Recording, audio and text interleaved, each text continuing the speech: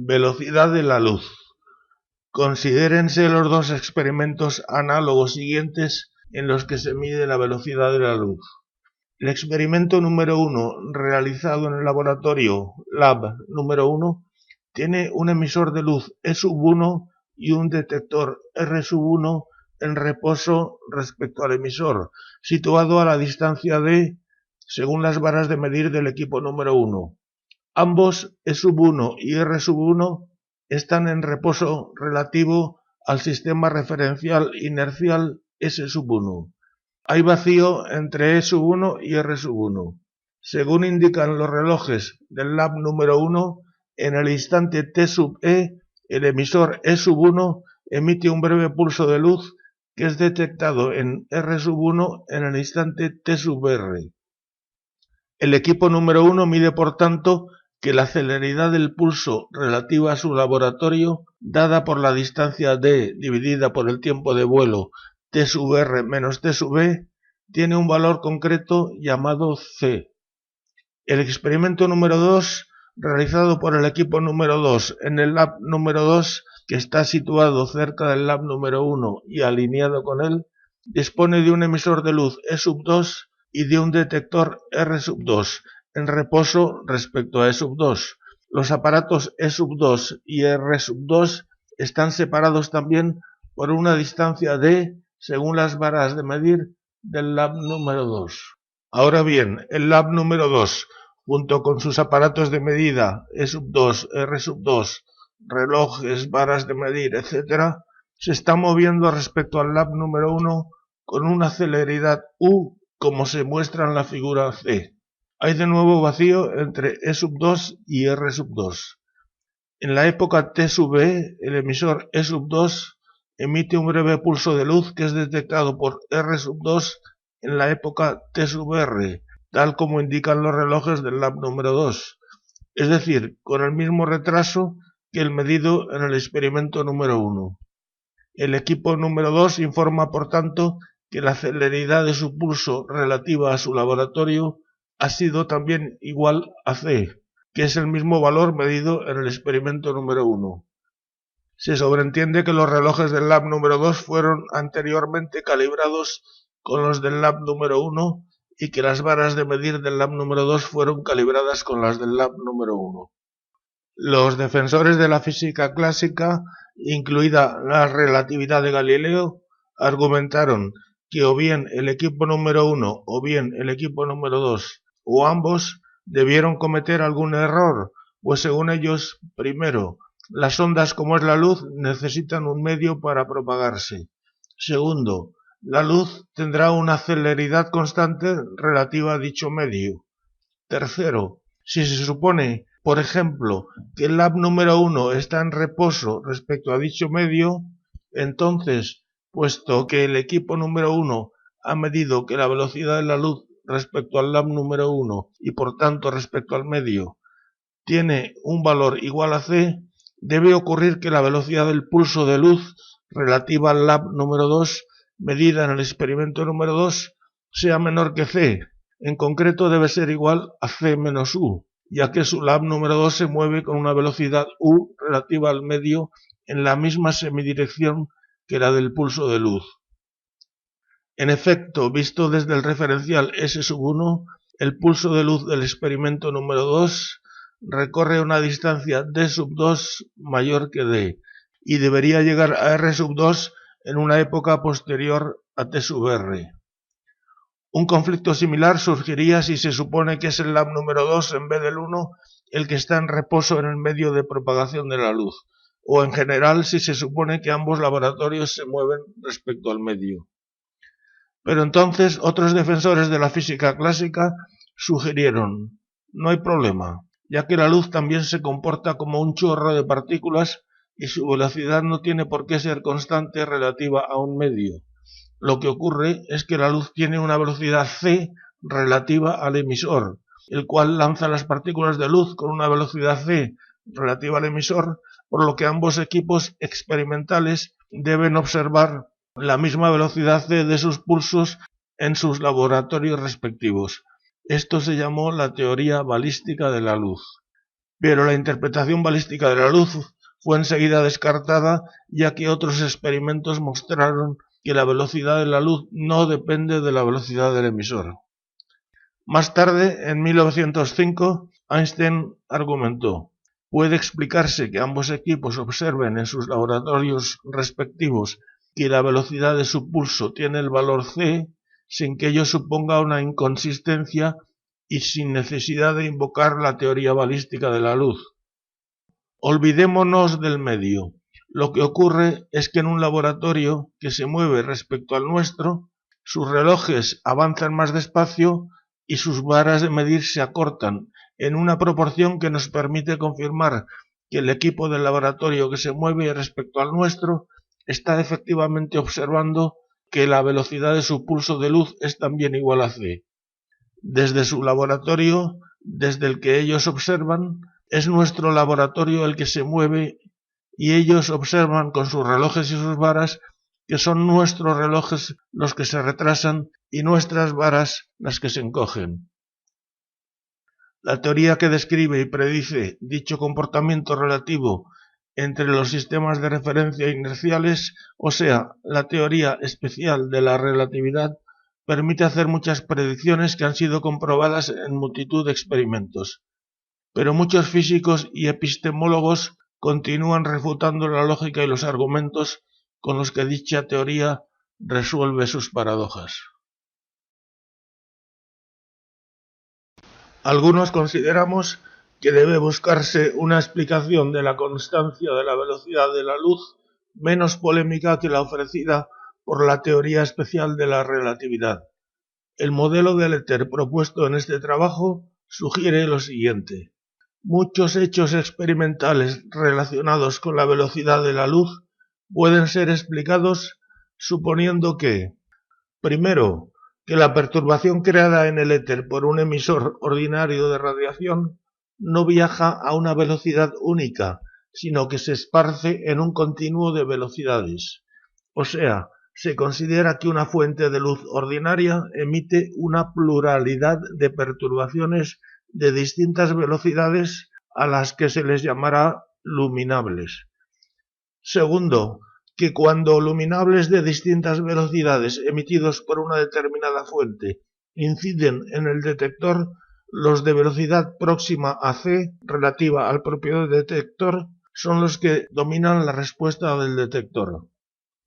La interpretación de la constancia de la velocidad de la luz, observada por ejemplo en los experimentos descritos arriba, puede por tanto expresarse de forma simplificada con la siguiente afirmación.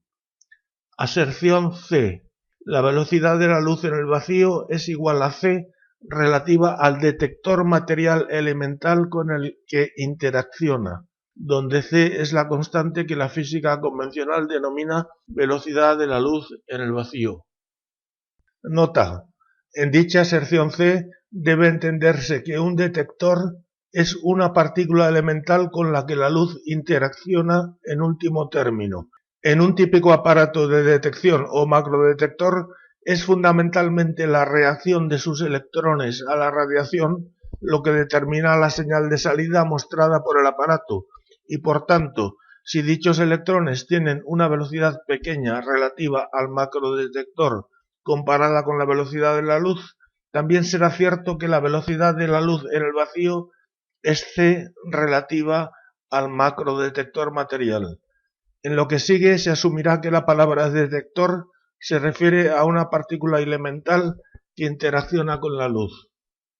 Es importante distinguir si el detector está en reposo o se está moviendo en relación al referencial S de descripción. Si el detector, en la época en la que se está detectando la luz, se está moviendo relativo a S, entonces la velocidad de la luz que detecta ya no será c relativa a S. Pero dos referenciales S y S' que se mueven uno respecto al otro asignarán ambos la misma velocidad c a la luz procedente de cualquier fuente si sus detectores R y R' están en reposo en relación a sus respectivos referenciales.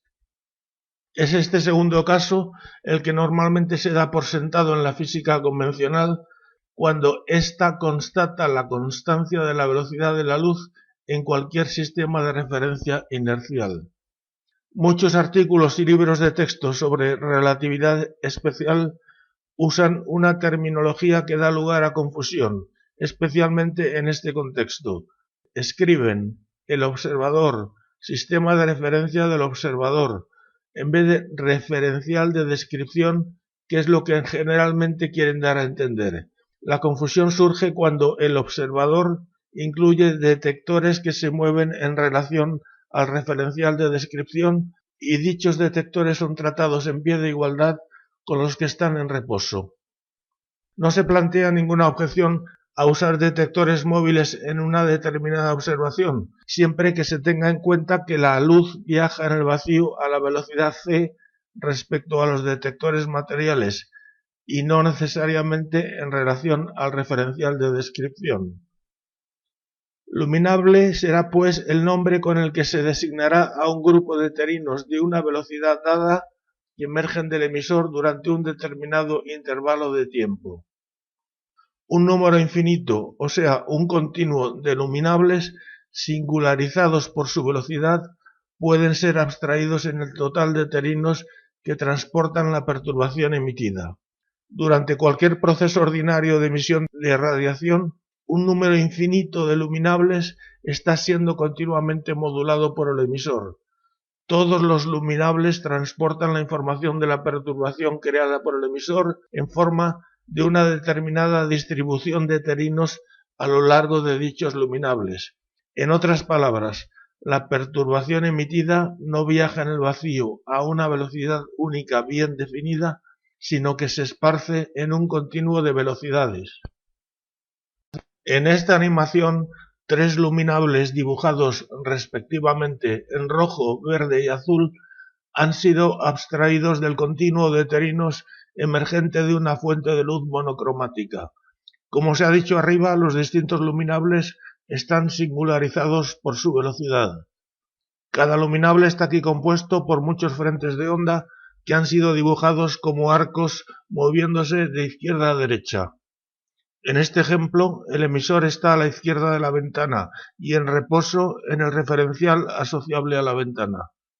Se supone que el referencial de la ventana es un sistema referencial rectilíneo en los que, por hipótesis, todos los terinos se mueven en línea recta a celeridad constante. Los frentes de onda pueden considerarse zonas regularmente espaciadas a lo largo del haz de luz en las que hay una máxima densidad de terinos. En la animación de abajo, los tres luminables han sido separados en tres filas distintas para mejor visualización de sus velocidades, pero debe sobreentenderse que pertenecen al mismo haz de luz, como se muestra en la animación de arriba. En esta animación se ha añadido un detector que está en reposo en el sistema de referencia de la ventana del vídeo.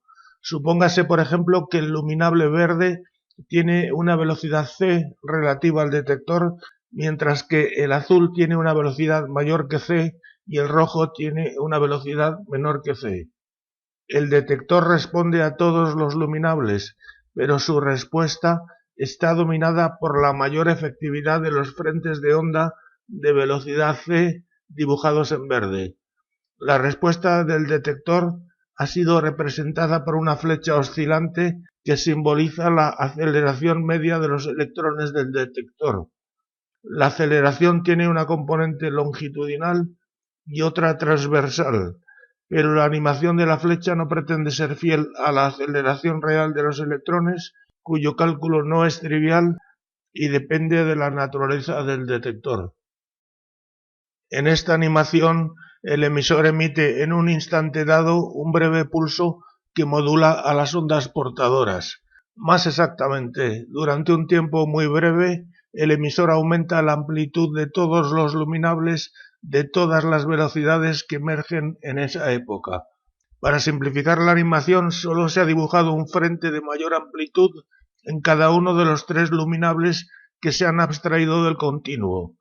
Los frentes afectados se han dibujado con arcos de trazos gruesos. Obsérvese que la respuesta del detector es mucho mayor cuando es alcanzado por el pulso de velocidad c dibujado en verde.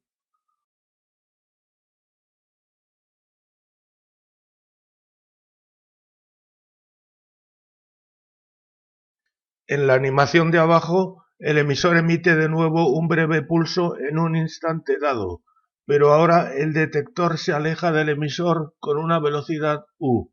Supóngase que en el sistema de referencia de la pantalla del vídeo, el luminable verde se mueve de nuevo a velocidad c, mientras que la velocidad del luminable azul es c más u y la del luminable rojo es c menos u. Obsérvese que el pico de respuesta del detector ocurre ahora cuando es alcanzado por el pulso azul, que es el que ahora tiene velocidad c relativa al detector.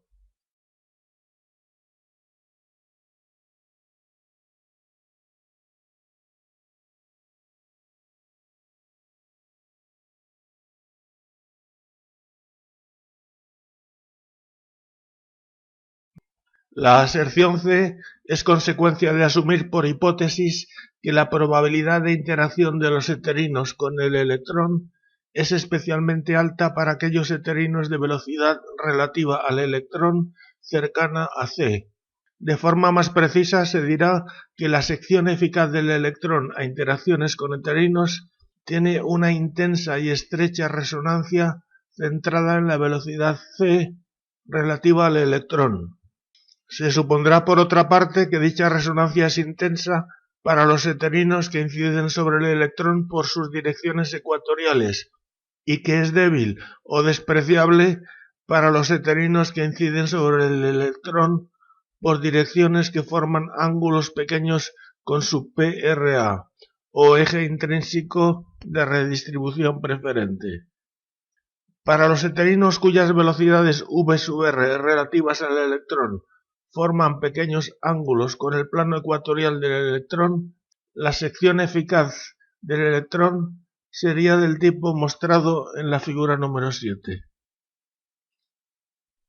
Para los heterinos cuyas velocidades v sub r relativas al electrón forman pequeños ángulos con el PRA del electrón, o sea, a lo largo de sus direcciones polares, la sección eficaz del electrón sería en cambio plausiblemente del tipo mostrado en la figura 8. La sección eficaz mostrada en la figura 8 fue presentada en un artículo anterior como la sección eficaz media del electrón a interacciones con heterinos, donde el promedio es entre todas las direcciones 3D relativas al electrón. Pero ahora, debido a la hipótesis adicional de que la sección eficaz del electrón tiene una fuerte resonancia centrada en la velocidad c para heterinos incidentes por sus direcciones ecuatoriales, el promedio entre todas las direcciones de la sección eficaz del electrón debe suponerse que tendrá más bien el aspecto mostrado en la figura 9. En lo referente a los heterinos que emergen de una fuente ordinaria de radiación, debe recordarse que en artículos anteriores se propuso que la redistribución de heterinos del tipo N, promediada entre todas las direcciones que emerge de un electrón, es del tipo mostrado en la figura 10. Puesto que para todas las celeridades v sub r relativas al propio electrón la redistribución es positiva, ello significa que de un electrón siempre emerge un exceso neto de heterinos tipo N, al menos tras promediar entre todas sus direcciones. La redistribución de heterinos tipo N promediada entre todas las direcciones que emerge de un protón es del tipo de la figura 11, que es justo la negativa de la redistribución promedio que emerge del electrón, lo cual significa que el protón genera un déficit de heterinos tipo N. Se cumplirá por tanto la ecuación 10. Puesto que, como se explicó, el electrón transforma heterinos tipo P en heterinos tipo N, la redistribución de heterinos tipo P del electrón será la negativa de la mostrada en la figura 10 y por tanto igual a la de la figura 11, que es un déficit. Lo análogo pero opuesto será cierto para la redistribución de terinos tipo P emergentes del protón, que será del tipo exceso mostrado en la figura 10. Un emisor ordinario de radiación está constituido por materia eléctricamente neutra que no contribuye a la perturbación emitida, junto con electrones con una determinada rotación intrínseca y un número igual de protones que no rotan y que tienen sus ejes de redistribución aleatoriamente orientados. La rotación del eje de redistribución de los electrones emisores sería la causa de que su redistribución de terinos en la dirección del detector oscile en intensidad entre dos valores límite, donde R sub en es la redistribución mostrada en la figura 10. Por tanto, añadiendo también la redistribución de terinos tipo n emergentes de los protones, la redistribución neta del emisor en una dirección determinada oscilará entre un pequeño valor incremento de R y su negativo. Las redistribuciones mostradas en las figuras 10 y 11 sugieren que los emisores ordinarios solo emiten una cantidad significativa de radiación a velocidades relativas al emisor entre aproximadamente 0,3 C y 2,2 C. Entonces, puesto que se ha afirmado arriba que solo las perturbaciones de velocidades próximas a C relativas al detector tienen un efecto importante en la señal detectada, las figuras 10 y 11 implican, por ejemplo, que la intensidad de la luz recibida de un emisor que se aleja del detector a digamos 0,9 C será mucho menor que la que se recibe de dicho emisor cuando éste está en reposo relativo al detector, puesto que en el primer caso se está detectando principalmente la débil perturbación emitida a velocidad 1,9 C relativa al emisor. Ejemplo de fuerza sufrida por un electrón debida a la radiación. La fuerza sufrida por un detector elemental, por ejemplo un electrón, debida a la perturbación heterínica que recibe de un emisor de radiación, puede calcularse a partir de las definiciones e hipótesis del modelo introducidas hasta ahora. Aquí se mostrará la expresión que adquiere dicha fuerza en el siguiente escenario concreto. Supóngase un emisor E de luz que se mueve a velocidad U constante directamente hacia un electrón R lejano, que hace el papel de detector elemental, y supóngase que este electrón R está en toda época en reposo en el referencial de descripción. El emisor E se supone que mantiene su velocidad U constante durante todo el intervalo temporal en el que emite radiación. Sea D la separación entre E y R en la época t igual a 0. Por tanto, su separación en una época t genérica será D menos U por t. Sea t mayúscula la época en la que se observa la fuerza sufrida por R. Un heterino que emergió de E en la época t y llega a R en la época t mayúscula tendrá la velocidad V sub R igual a D menos U por T dividido por T mayúscula menos T, relativa al referencial de descripción. Un heterino de dicha velocidad V sub R relativa a R habrá sido por tanto emitido con una velocidad V sub E relativa al emisor dada por V sub R menos U. Puede calcularse que la fuerza de radiación en la dirección emisor-detector adopta en este caso la expresión mostrada en la ecuación número 12, donde Ti es la época en la que comienza la actividad radiante del emisor. Tf es la época en la que finaliza la actividad radiante del emisor. Sigma es la sección eficaz del detector R, en este ejemplo un electrón, a ser impulsado por heterinos de velocidad relativa V sub R. R es la redistribución de terinos de velocidad v sub v relativa al emisor que emergen de él en la época t. Esta redistribución será, en el caso de una radiación monocromática pura, una función que oscila en el tiempo con una determinada frecuencia nu sub v.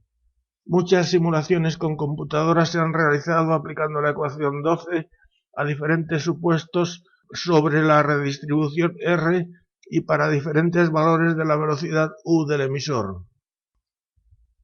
Se ha encontrado que, suponiendo una sección eficaz sigma del detector con una aguda resonancia centrada en la velocidad c, suponiendo una redistribución R que implementa la emisión de una radiación puramente monocromática y coherente, y suponiendo, para sencillez de la evaluación, que el electrón detector R permanece siempre en reposo, a pesar de estar recibiendo la fuerza oscilante de la radiación, el modelo a través de la ecuación 12 predice que, primero, para cualquier velocidad U menor que c del emisor, la velocidad de la perturbación sufrida por el detector es muy aproximadamente igual a c, relativa al detector.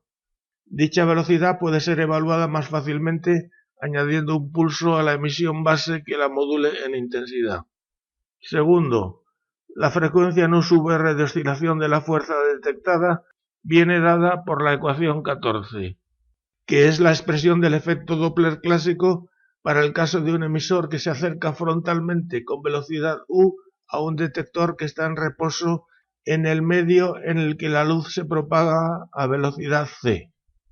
Tercero, al evaluar la amplitud de oscilación de la fuerza sufrida por el detector cuando la distancia d entre emisor y detector es mucho mayor que la longitud de onda c dividido por nu sub r de la perturbación detectada, ocurre que, con emisiones muy breves y puramente monocromáticas, la amplitud de oscilación de la fuerza sufrida por el detector decae con la distancia tan deprisa como el inverso de la cuarta potencia de la distancia.